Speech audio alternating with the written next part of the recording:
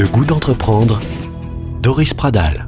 Le goût d'entreprendre au cœur de vos préoccupations. Comment entreprendre, comment se faire aider, accompagner, comment réussir. Notre invitée, la responsable de la maison de l'initiative Scope Toulousaine, qui fête cette année ses 20 ans. Bonjour Pierre-Yves Révillon. Bonjour. Vous venez de nous rejoindre sur Radio Présence. Vous êtes un de nos référents éthiques pour le goût d'entreprendre et j'imagine que vous avez déjà énormément de questions à poser à Monique Dufresne. Le site de la maison de l'initiative est tout à fait passionnant. On parle beaucoup de valeurs. Quelques mots comme ça que j'ai relevés: solidarité, confiance, richesse humaine, valeur du travail, responsabilité, citoyenneté, etc., etc.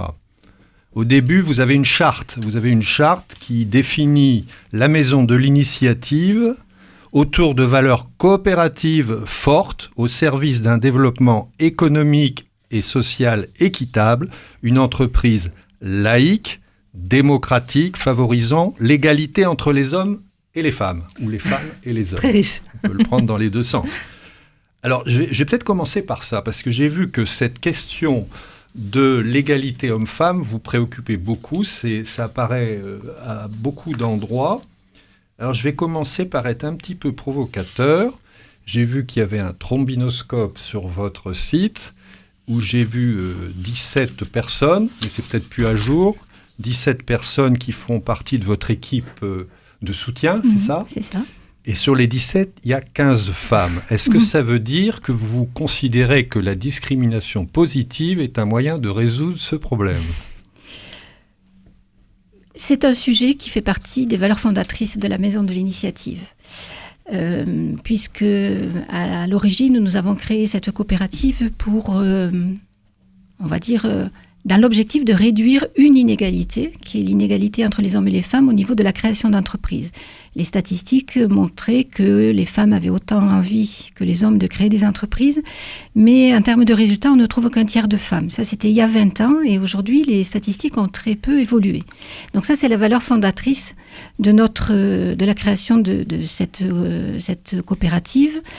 Et on a développé une manière d'accompagner les personnes qui va permettre, donc les femmes, qui va permettre de travailler autrement la question de la création d'entreprise, c'est-à-dire en prenant en compte la personne dans sa globalité et en notamment travaillant les questions d'articulation de la vie personnelle et de la vie privée. Donc ça, c'est la valeur fondatrice. Pour répondre à votre question sur notre organigramme, il se trouve qu'à l'origine, nous étions 3 femmes qui sont toujours dans l'entreprise et que petit à petit, l'équipe s'est étoffée et nous avons recours à des personnes qui ont d'abord une compétence technique sur le métier d'accompagnement à la création d'entreprise. Donc effectivement, on peut rencontrer des hommes comme des femmes sur ces compétences-là. Par contre, nous avons une attention particulière sur le choix concernant ces questions-là. C'est-à-dire que on va bien sûr former les personnes sur cette approche pédagogique, sur cette manière de considérer la femme dans l'environnement économique, mais dans la société en général, par rapport à sa place.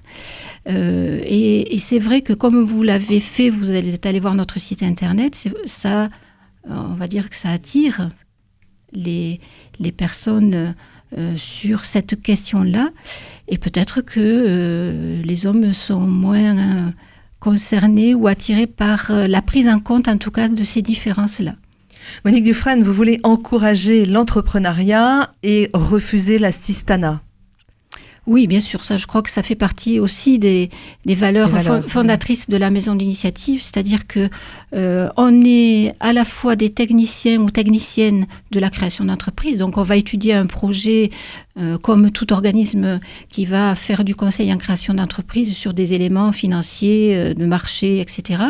Mais par contre, nous, ce qu'on souhaite, c'est pouvoir donner aux personnes l'accès à l'information, parce que souvent, c'est ça qui manque, c'est compliqué, et ce qu'on souhaite, c'est que les personnes puissent prendre en main elles-mêmes leur destin à travers ce projet-là. Et donc, nous, on est des facilitatrices de manière à ce que on donne les informations et ensuite c'est la personne qui va prendre ses décisions. Nous, on est là pour aider à poser tous les éléments de décision, mais ensuite c'est elle qui est souveraine de son destin. Pierre-Yves, une autre question. Vous allez jusqu'à affirmer un droit à l'initiative. Oui. Je rejoins ce que vous venez de dire. Et même, vous allez jusqu'à reconnaître un droit à l'erreur. Oui, c'est intéressant, je n'avais jamais vu ça nulle part. C'est particulier dans notre secteur, mais je dirais que c'est aussi dans la vie de tous les jours. On a le droit de se tromper.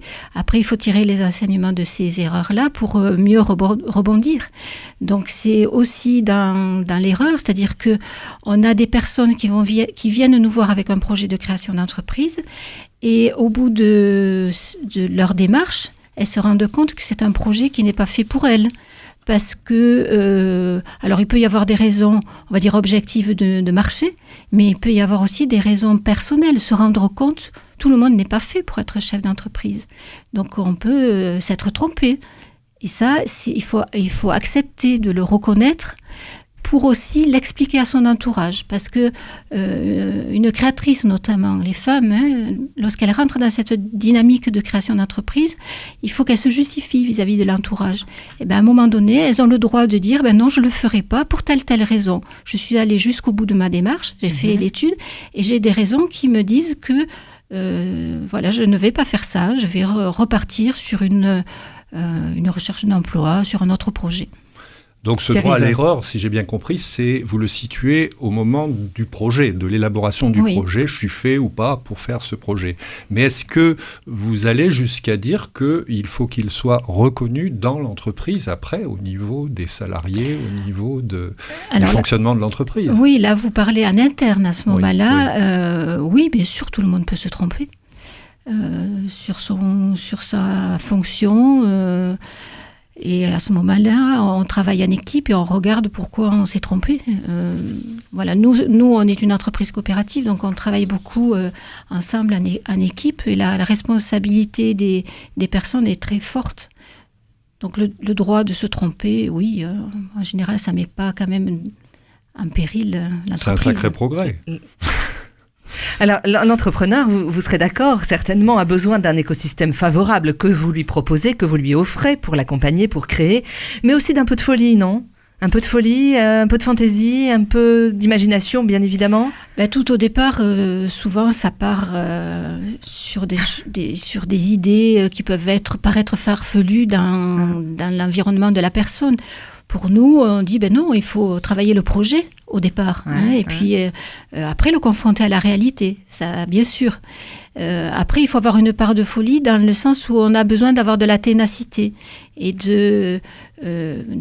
d'avoir les éléments pour convaincre l'environnement, soit familial, soit économique, pour pouvoir le développer. Si on est persuadé les banquiers, par exemple. Voilà, les banquiers, par exemple, si on est persuadé que après avoir bien étudié le projet, on peut réussir. Pierre-Yves, une autre question. Oui, vous définissez l'entreprise de façon globale comme un triangle avec l'économique, le technique et le social. Je n'ai pas vu l'environnemental. Est-ce que c'est inclus ou est-ce que... Je pense qu'il doit y être. Vous n'avez peut-être pas regardé, ou je ne sais pas comment ça a pu être rédigé à ce niveau-là. Bien sûr, je crois que les questions environnementales sont aussi au cœur de nos préoccupations. Par exemple, dans l'entreprise nous-mêmes, nous recyclons le papier déchets de bureau, nous essayons de limiter les transports, on favorise le covoiturage. Enfin, toute cette approche fait partie aussi de nos préoccupations. Oui, en fait, vous êtes ancré dans ce qu'on appelle la responsabilité sociale d'entreprise. C'est ça. D'accord. Quel type de créateurs accompagnez-vous ? Quel secteur d'activité ? Quelles sont les demandes les plus fréquentes aujourd'hui ? Enfin, bref, qu'est-ce qui marche ? Est-ce qu'il y a quelque chose aujourd'hui qui fonctionne très bien ? Non, ça, je crois que je ne pourrais pas répondre, parce que si on avait cette réponse, c'est la baguette magique. Voilà, exactement. Ça, je crois que non. Et puis, la réussite d'un projet, elle dépend de plusieurs éléments. Bien sûr, des éléments de marché, ça, c'est sûr. On est dans une période économique qui est difficile en ce moment. Il y a des secteurs qui sont plus en difficulté que d'autres, mais c'est également la capacité de la personne à porter son projet. Et à y croire. À y croire. Et si elle est entourée d'un réseau professionnel, ça c'est fondamental. C'est-à-dire qu'on ne peut pas créer une entreprise en restant tout seul dans son coin. Il faut créer de la dynamique collective, échanger avec d'autres pour pouvoir réussir. Et donc, sur un projet équivalent, on va avoir des personnes qui vont avoir plus de capacités ou qui ont plus de réseau et qui vont mieux réussir, et d'autres qui n'auront pas cette capacité et voilà, pour lesquels ça sera plus difficile. Donc notre rôle à nous aussi, c'est de leur permettre de créer leur propre réseau. Pierre-Yves, une dernière question. Vous parlez aussi des managers, vous parlez de la formation à la posture de responsable. Alors ce mot posture m'a un petit peu interpellé. Donc posture de responsable, interpellant le rapport à l'argent, au pouvoir, à la prise de décision, à la gestion de temps de vie et au choix éthique. C'est un sacré programme. Oui, alors ça, c'est des éléments que nous abordons en particulier avec les femmes. Tout à l'heure, on a parlé des inégalités qui perdurent encore dans ce domaine-là. C'est justement parce que la position des femmes dans le milieu économique est soumise à ces questions-là, le rapport au pouvoir. Les femmes, de manière globale, ont plus de difficultés à se positionner par rapport à ça. La question de l'argent également. Et donc, nous, on a des ateliers particuliers, justement, qui s'appellent « Être chef d'entreprise ». Alors, être chef et être chef, c'est-à-dire qu'être homme ou femme chef d'entreprise, qu'est-ce que ça veut dire au-delà de toutes les technicités qu'on peut aborder? Mais là, c'est de dire, comment je me situe par rapport au pouvoir, par rapport à l'argent, pour exercer ensuite dans ma future activité. Et puis, on a certainement une approche, nous, qui est un peu particulière également, c'est qu'on va plutôt encourager les personnes à collaborer, à coopérer, qu'à se regarder en concurrent. C'est-à-dire, on souhaiterait développer une économie un peu plus douce que celle dans laquelle on évolue aujourd'hui. On pourrait terminer là-dessus. Monique, quel est votre plus beau succès? Je pense que c'est 20 ans. 20 ans après, on est toujours là, l'entreprise s'est développée et on accompagne toujours beaucoup de projets et aussi l'un des succès, c'est cette entreprise partagée avec des personnes qui font le choix de devenir associées plutôt que d'être en solitaire dans l'environnement, vont pouvoir partager, échanger, mutualiser, et aussi faire preuve de beaucoup de solidarité. C'est une piste aujourd'hui pour développer l'emploi de manière, j'allais dire, générale en France ? Je crois qu'aujourd'hui, la maison de l'initiative, c'est plus de 60 équivalents temps plein, 140 salariés. Donc oui, c'est un poids économique réel. Après, nationalement, notre réseau des coopératives d'activité représente 80 ou 90 entreprises équivalentes à la nôtre. Je crois que c'est une des raisons pour lesquelles une loi a reconnu ce statut-là. Ensuite, c'est des petits ruisseaux qui peuvent faire des grandes rivières. Je crois que l'emploi, les créations d'entreprises aujourd'hui, avec 20, 30, 40 salariés, sont de plus en plus rares. Donc l'activité individuelle peut être source d'emploi, oui. Merci beaucoup. On peut vous rencontrer, on peut se renseigner. La maison de l'initiative. Oui, il suffit de nous téléphoner au 05 34 63 81 10 pour prendre rendez-vous et participer à une réunion d'information qui n'engage à rien et qui permet de connaître plus en détail nos modes d'accompagnement. Le site internet, on va donner l'adresse. www.maison-initiative-au-singulier.org. Merci beaucoup. Merci Monique Dufresne. Merci Pierre-Yves Révillon. Si vous souhaitez nous écrire, c'est très simple, entreprendre@radioprésence.com. Retrouvez cette émission sur décideurenrégion.fr/midi-pyrénées. Le goût d'entreprendre, une émission en partenariat avec la Caisse d'épargne, la Banque des entreprises et des professionnels de Midi-Pyrénées.